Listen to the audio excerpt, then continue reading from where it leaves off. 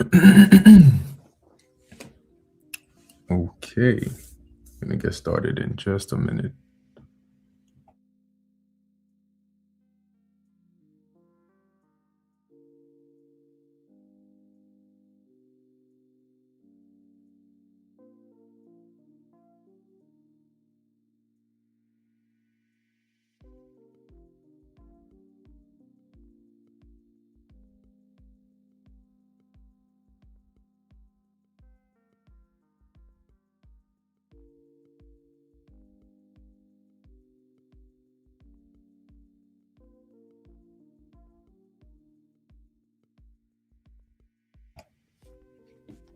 All right. All right, Shalom. First and foremost, I want to give all praises, honor, and glory to Yahweh, Bahasham, Yahweh Shai, Bahasham, Recha Kodash. Double honors to the elders and the apostles of Great Millstone, and peace and blessings to the elect. And today we're going to get into practical number 2. Okay, and I titled this "Master This, and She Will Follow." And this is I'm going to go into what exactly that this is, which mastering this is going to take you a long way really in life, right, in general. And the scriptures even talk about that, right?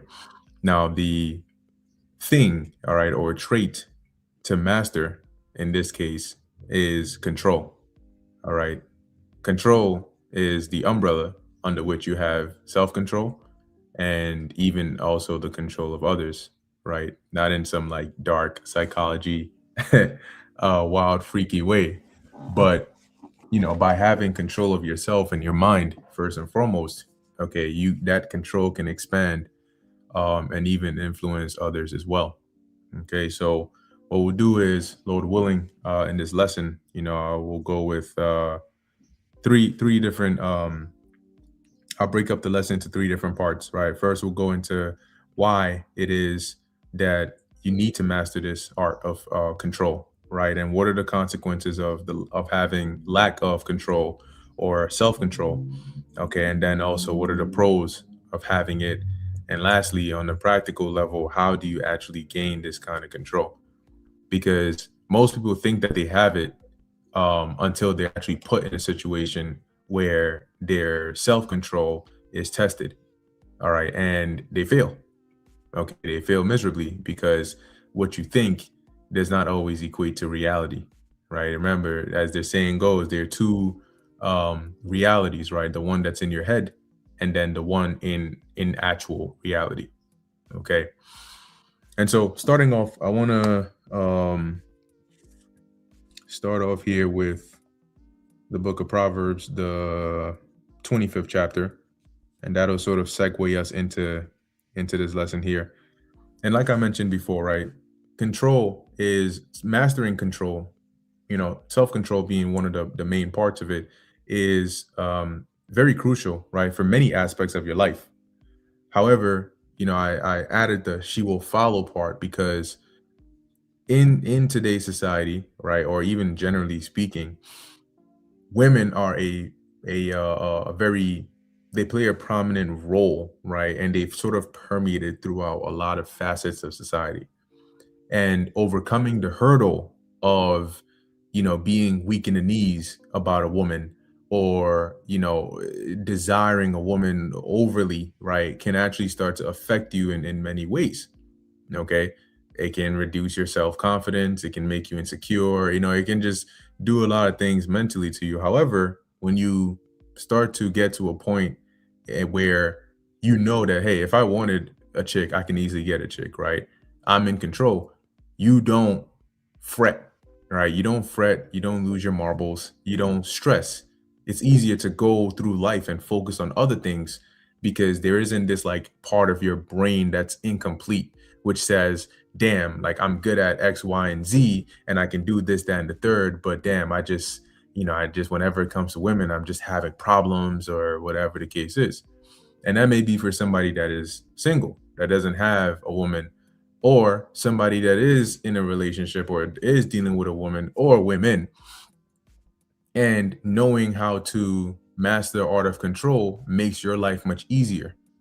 Okay, because one of the top troubles for men in life are women, and it really shouldn't be the case. But growing up in a society like America or a westernized world, men are not, or boys are not raised properly and taught how to be men, and women aren't raised properly and taught how to be proper women either. So you're playing this like power game, on the world stage, and the better you get at it, the more peace of mind you get. Okay, so that is also why this is geared or tailored in that sense, though mastering the art of control goes beyond just women. All right, so let's start off here. This is Proverbs chapter 25, verse 28. And it reads, "He that hath no rule over his own spirit is like a city that is broken down and without walls." Okay. And not having rule over your own spirit, in other words, or in modern words, would be like saying you don't have self control. You're not in control of even your own self. Right. And what does that actually look like? Okay. That is somebody who is impulsive. They are, unpredictable, not in a good sense either, right? Not in a controlled state, but it's somebody that is not reliable. You can't fully trust because they don't have control. If they can't control their own spirit or themselves, how are they going to be able to be trusted with anything else? And just like dogs or animals can smell fear on you, women can smell that lack of control about you. And psychologically, they're wired to seek men who are in control, who are calm, who have that trait about them, because what it shows is the external traits, right, which are leadership, right, reliability, protection, safety. These things go off in their heads. Sometimes they don't even realize it, but it's just how they're wired. Okay. Somebody, sometimes somebody can be completely losing their mind internally, but externally they just remain, they keep that poker face, right? They just remain calm and chill. And to you, it seems like, you know what? I'm more calm now because this person isn't losing their mind, right? They're just chill. They're like this stable pillar that is just unmovable. But even when you may be bugging out internally, when you put on that poker face, or you sort of outwardly give off that aura of calmness and being in control, it actually helps you. Okay, it helps you feel more in control. And when you're more in control, you can calm down and actually think and properly reason about things. Okay, so going back to Proverbs 25 and 28, he that hath no rule over his own spirit is like a city that is broken down. And a city that is broken down is pretty much destroyed, right? It's not desirable to go and inhabit.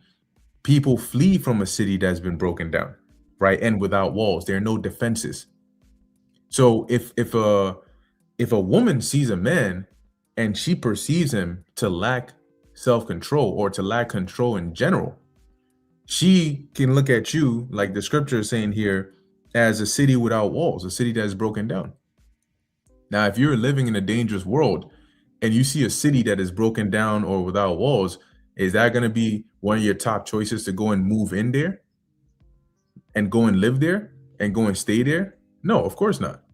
To give you a visual, if you rented an Airbnb, right, and it was in like, I don't know, some remote state, right, maybe some Midwest or some state in New York, in the US, and then you maybe Detroit or something, right, and then you get there and damn near all the buildings and houses on that street have been burnt down.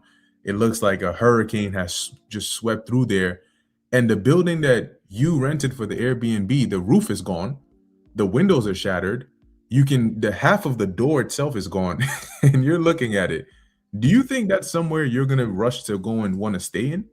No.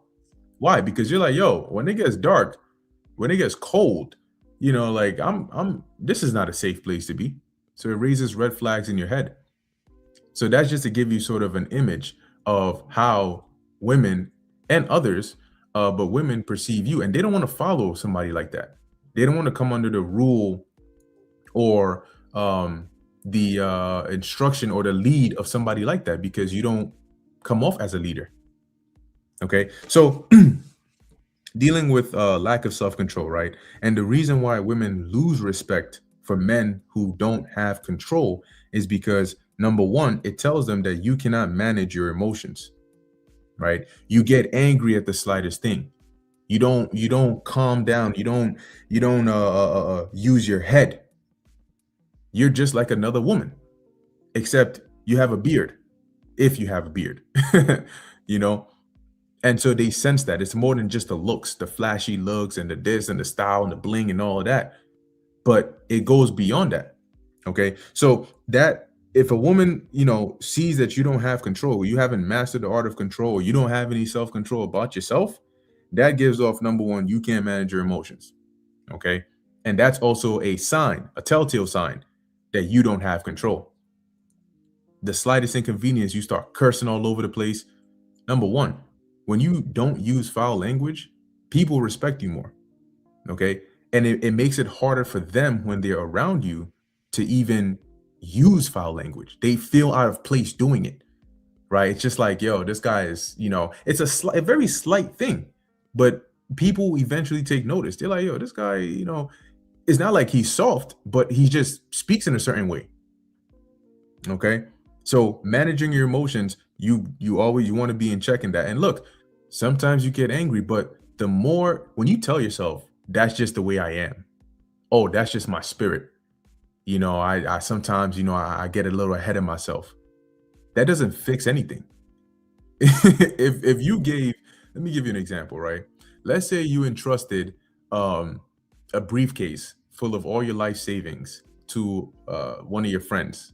Like, hey, take this to this location for me, and I'm gonna store it there. I'll come and get it later. And then they come back to you and tell you, hey, by the way, I sort of slipped and tripped, and the briefcase opened, and all the money fell into the river. And then they add on at the end of that, hey, you know how I am. Sometimes I'm just clumsy like that. That's it. That clearly does not fix anything at all. In fact, it just makes the matter worse, right? For whoever that friend is. Because you acknowledging that and not doing anything about it, and the way you're saying it is just like saying, "Yeah, I mean, I know I'm like this, but eh, you know, I know it. So what are you doing about it?" It's not everything that is just like set in stone. Oh, I've always been like this. Does that mean you have to continue being like that? No. The next thing is it shows that you are impulsive, right? And that impulse is people that are driven by impulses. Everything is spontaneous with you means you're not reliable, right? Imagine you were on a boat and every 2 seconds out of nowhere, the boat just like does a crazy ass, almost like there's some extreme turbulence. You're not gonna want to be on that boat. Imagine here it is, you're trying to drink water and boom, the whole thing splashes in your face. And then every so often it just does that. You don't like that. Okay. So you don't want to come off as impulsive. When you lack control, self-control, one of those characteristics is being too impulsive. It's like before you even finish hearing the matter, you're already talking. You're already angry. You're already, ready to throw blows and do this when you don't even have to do that. Sometimes you overexert yourself, you waste energy, time, and money when all you had to do is just wait a little bit longer, listen to the whole situation, think just for a bit more, and you would have come up with a better situation. But then you make your situation worse. Women can see that.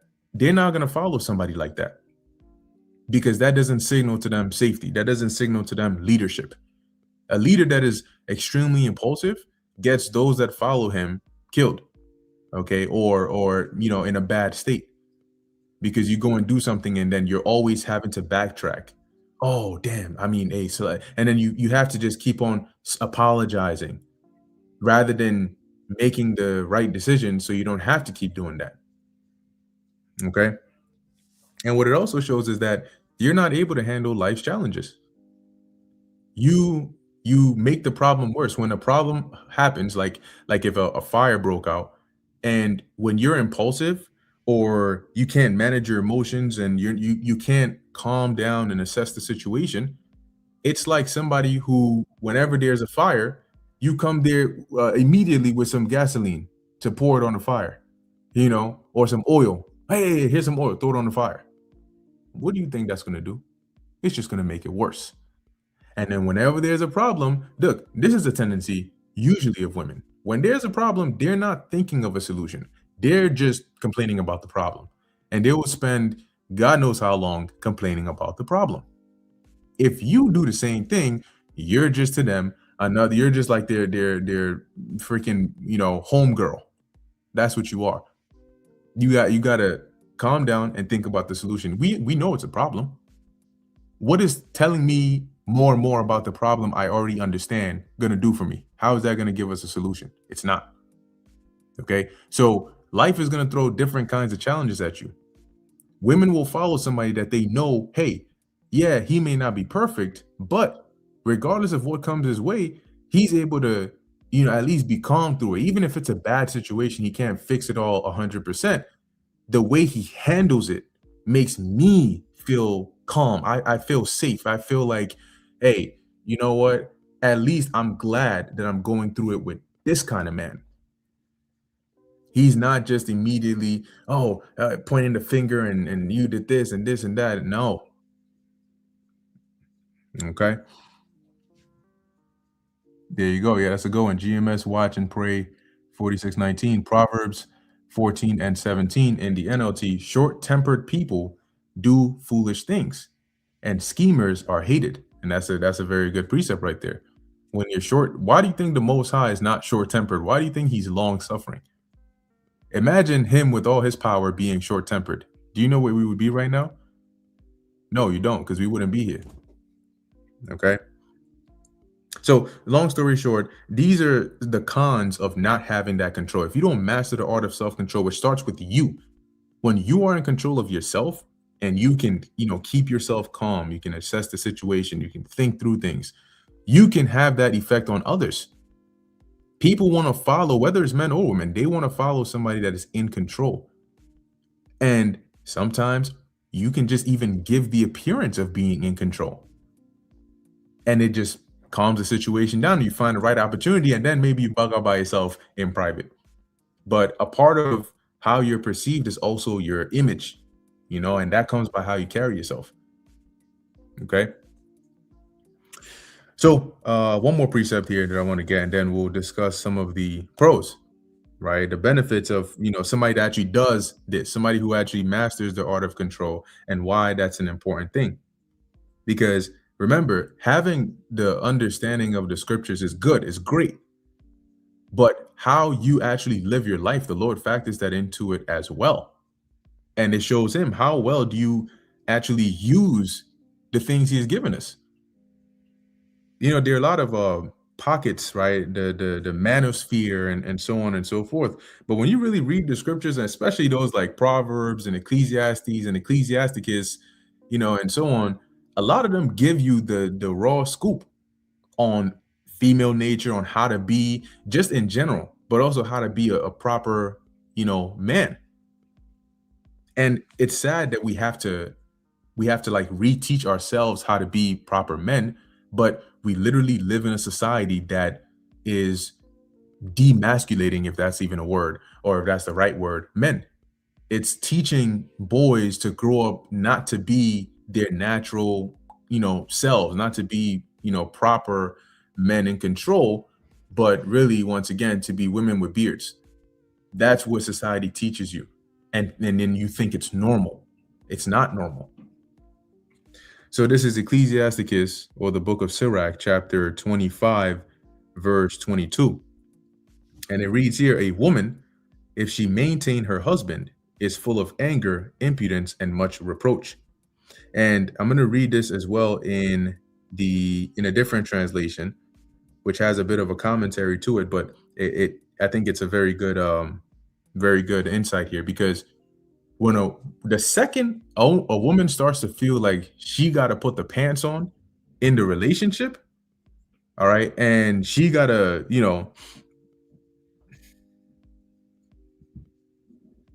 all right. The second she feels like she gotta put the pants on, and she's the one who has to sort of, do everything. She has to manage.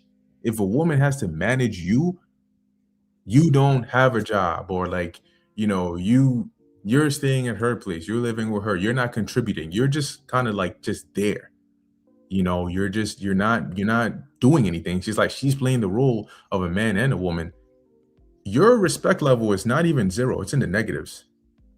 And crawling out of that is going to be very difficult to do because there is going to be a solidified mental image of you plastered in her head that this guy is he's sub masculine. He's just a creature that's around.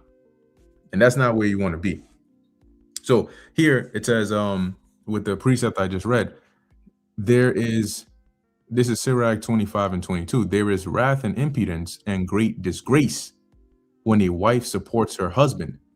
But when it says supports, it doesn't mean the kind of support, in a good sense, right? Like the husband he's running things and she helps him out. No, this is the opposite one where she is taking care of everything and he is not doing anything, sort of just putting this load on her. So it says this verse follows from verse 21, as interpreted by Revised Standard Version and Good News Translation. It is talking about financial support when the couple lives off the wife's earnings, or as the author must have in mind here, wealth. We could interpret this verse to mean that the couple will be mean to each other, but in the context, the author is surely speaking only of the wife's attitude to her husband. Compare New English Bible. If a man is supported by his wife, he must expect tantrums, shamelessness, and outrage. Compare also Contemporary English Version. When the wife's possessions support the family, their home will be filled with anger, insults, and shame. This is what a man is in for if he does not heed Ben Sirach's advice in verse 21. And this is, referring to the author of the book of Sirach, right? So once again, there's a balance to this, right? When it talks about this kind of particular relationship here, where the man should expect that, disrespect, it's because the woman feels like you don't contribute, you don't do anything, you don't have control over your life, right? You're basically leeching off of me. I go and work, I do the groceries, I come and cook, I do everything in here, and there's nothing you do. Like there's no purpose. Nothing comes to my mind when I think about you. Bad, bad, bad, bad, bad. That is terrible. Okay. That is not a position you want to be in. And the thing is, it's not a position you have to be in. If you find yourself in a situation like that, look, sometimes you're down bad, right? Life is not always perfect. Sometimes you're down bad. But the problem becomes when you just stay there. You become complacent. You don't better yourself in any way. You just, whatever, I'm gonna let myself go and just chill. Nah. Anyway, so the next part here, right, dealing with the pros, which is kind of, whatever the cons are, just think of the opposite of it. Why will women follow a man that has mastered the art of control? Because he comes off as like the things I mentioned before, a leader. He comes off as somebody that can provide, somebody that is reliable. And you don't even have to do much, right? It's just how you carry yourself. Are you calm? Are you chill? Do you listen? Or do you just like to hear yourself talk? All of these things, they all add to it. How well are you at, actually understanding? There's a lost art. They call it listening. It is a lost art because people do not know how to listen and actually understand what is being said. Okay. If you as a man are trying to, come up with a good solution, you first need to understand the problem. There is no way you're going to come up with a good solution and you don't even understand the problem. You need to, and how do you understand the problem? You need to listen and assess the situation. Sometimes you'll see on social media, right? Somebody gets into an altercation, or, somebody goes and gets shot, or they get themselves killed. And that's because they acted impulsively in that situation. One, because there were women around, Or two, maybe they were with their woman, or maybe somebody else was with their woman, but there's a woman around. You have to show yourself as this bravado tough guy, and you go and do something stupid, something impulsive, something you know if you had thought about, you probably would have had a better situation. And then boom, you go and do that, and now you get yourself cooked. Why? Because you wanted to appear like you're this big tough guy. That is not what it means to be in control. And being in control is not, you don't seek the validation of others. You don't need to, because you already know that you're in control. You know what you're doing. You know exactly what you're doing. And that confidence, it oozes off. You don't go up there, here it is, you meet a chick, you trying to talk to her, and it's like you asking her what you should be doing. You know, I think you're really nice, but you think that I could get your number?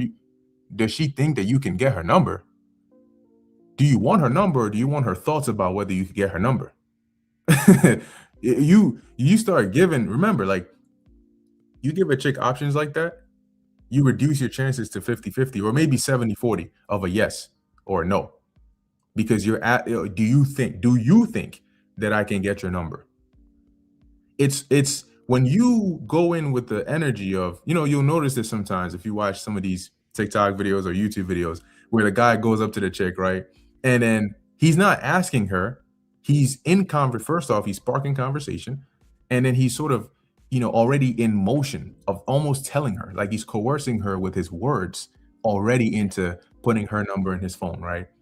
Like, here, why don't you go ahead and, just put your number in here, I'll text you, blah, blah, blah, we'll go from there. Number one, he doesn't put too much focus and emphasis and attention, like he's in need of the number. It's sort of just like in casual conversation. Yeah, go ahead.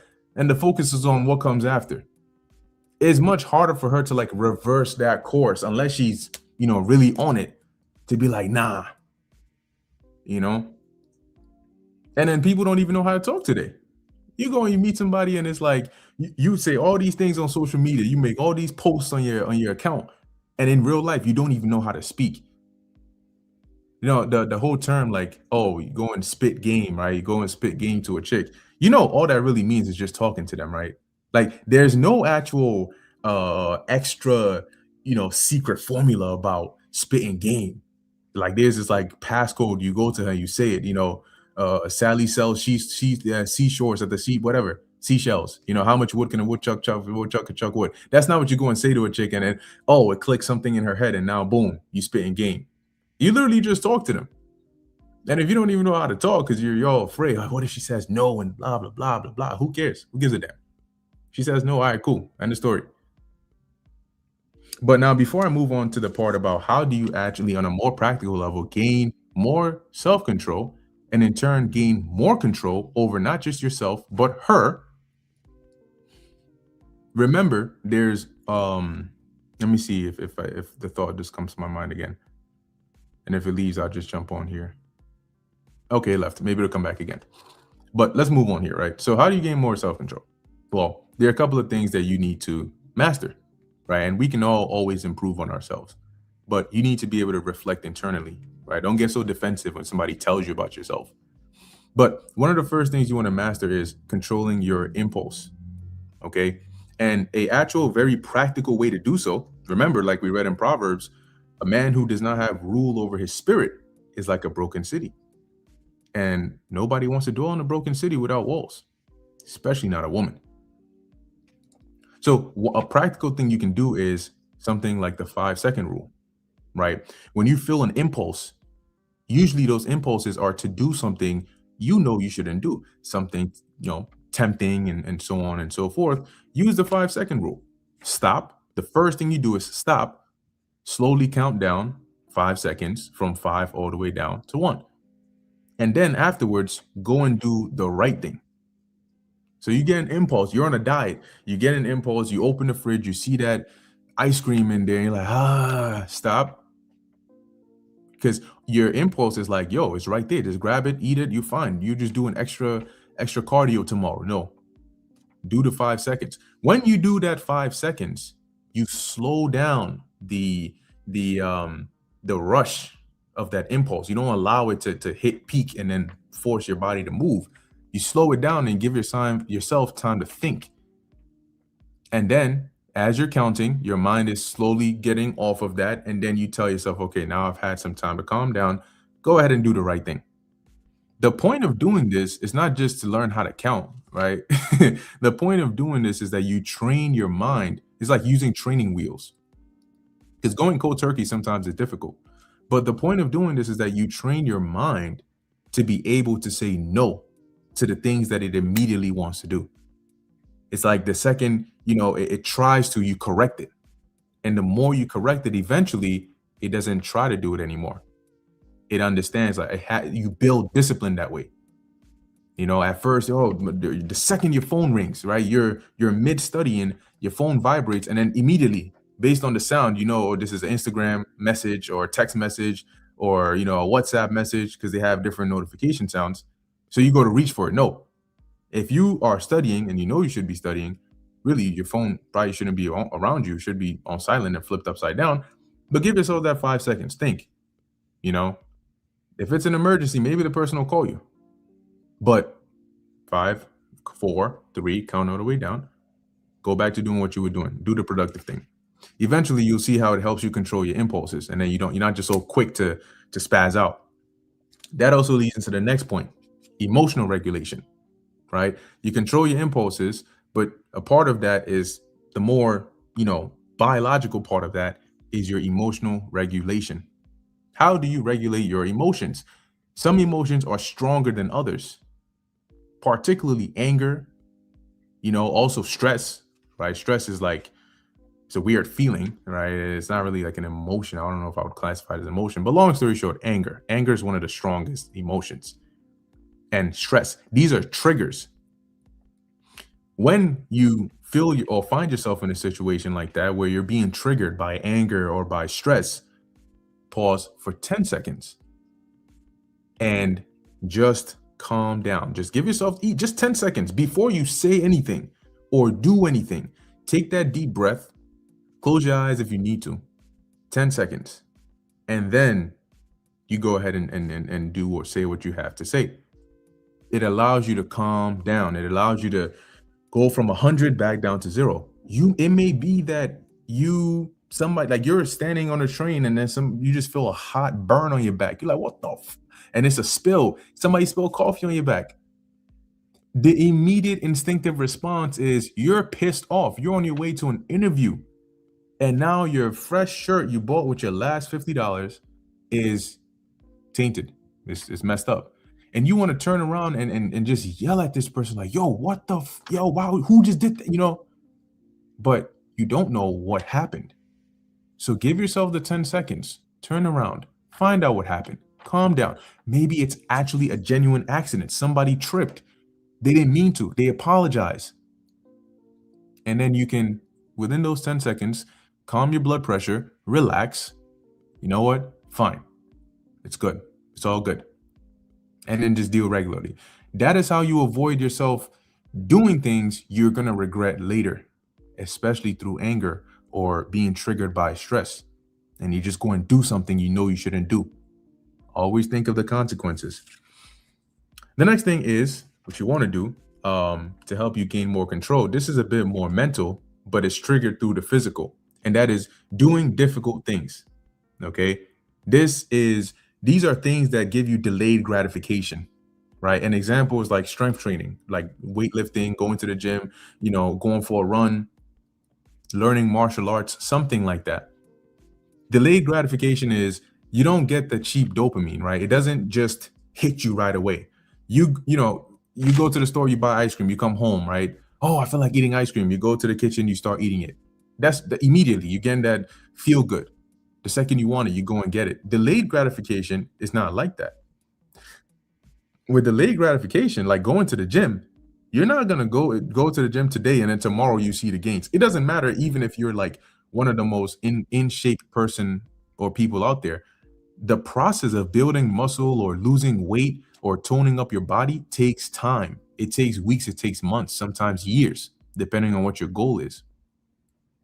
And people that are able to continue doing the same thing, they go in there and they give it 100%. It's difficult. It burns. It hurts. You're sore. And you're not seeing results in 2 weeks. And you're not seeing results in 3 weeks. And then you see just the slightest bit of results in a month. And you're like, yo, what the like my bicep grew like zero point 0.1 centimeters, and I've been doing bicep curls 30 days straight. But what people often do is they just stop. It's not working. Oh, it's not going as fast as I want. All right, I'm done. And they miss out on not just the actual physique change, but they miss out on the self-control that they can gain when they do these difficult things that have a delayed gratification. You're not getting the instant results right away, but it's building up your patience, your ability to do difficult things, your ability to strengthen your mind. And that is very important. Patience is a very important key ingredient in having self-control and having control. So when you hear no, or you're faced with a challenge that's difficult, you know that, you know what, I can do it. This isn't the first difficult thing I've done before. This isn't the first time I've had to wait for something. This isn't the first time I've had to do something difficult without immediate results in sight. I'm used to that. I know what that's like. And I know the results are going to be worth it. Okay. So be able to forgo that cheap dopamine, go to the gym, get yourself in shape, work hard, set goals, and actually reach them. That is going to create a stronger mind. You want a mind you can depend on. You want to be able to know that you have confidence in yourself. Some people don't have confidence in themselves because they can't even trust themselves to do what they say. Something as simple as I'm going to take a walk, every day at 5 p.m., except for, I don't know, certain days or whatever. And you can't even do that. Something as simple as that, because when 5 p.m. comes around, you'll find an excuse not to do it. And your brain recognizes that and says, I can't even count on myself to do what I said I was going to do. I'm going to wake up every day at 7 a.m. Then the alarm rings, and the first thing you do is you hit the snooze button. Now you woke up at 7:30. You can't even trust yourself to do something as simple as just get your ass up. So how do you build confidence? How do you know? That's when you get nervous. You're unsure about yourself. Can I really do this or not? Well, you've been getting in the habit of teaching yourself that no, you can't trust yourself to do something, even if you said you were going to do it. And if you can't trust yourself to do something, even if you said you were going to do it, how the hell is somebody else supposed to trust you to do something? Especially a woman.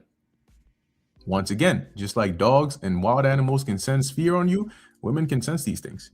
They can see it. It oozes off of you.